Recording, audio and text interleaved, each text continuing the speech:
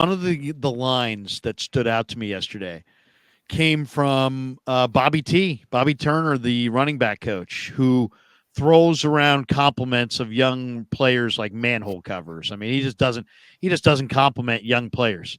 But Lindsay Polaris asked him a question. She said, "What's the upside potential of Jordan Mason?"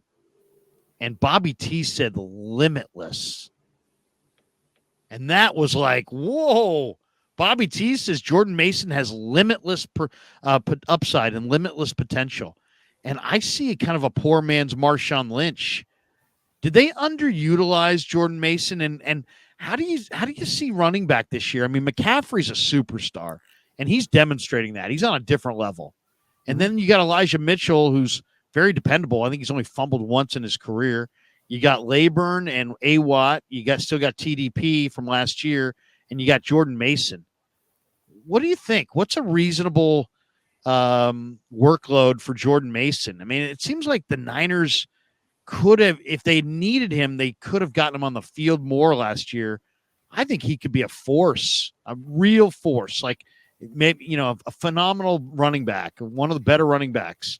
And he didn't barely got on the field, and then when he did, he busted a big one against, was it Seattle in the playoffs?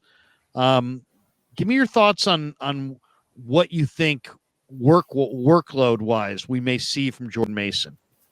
Yeah, you look last year at Christian McCaffrey and the second, during the end of part of the season, what he did with the 49ers. I think he was right around 20 catches or 20 touches between running and catching per game. And I think you'd want to take a little bit off of that maybe over the course of a 17-game season. Try to keep him more in that 15, 17 range, somewhere around there. So that's where you can get a few more carries for Jordan Mason. He's going to compete with Elijah Mitchell for the number 2 back. And Mitchell's shown that he hasn't been able to stay healthy.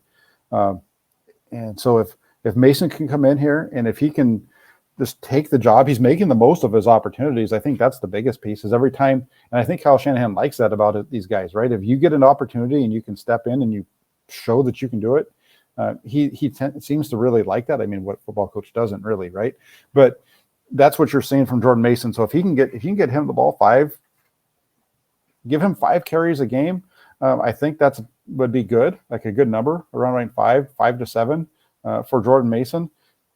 The other thing that's nice about him is he doesn't show a need to have a high volume of carries to get into the flow. It seems like he can come in and right off the bat he's hitting the hole. So that's the other reason. I think look at him to be your number 2, number 3 back, get that 5 to 7 carries a game right in that ballpark, and I think that's a good deal. And the other part is he has shown the ability to make some plays with his hands so far this offseason as well. If that can continue, that just puts him right there more in the conversation for that number 2 back.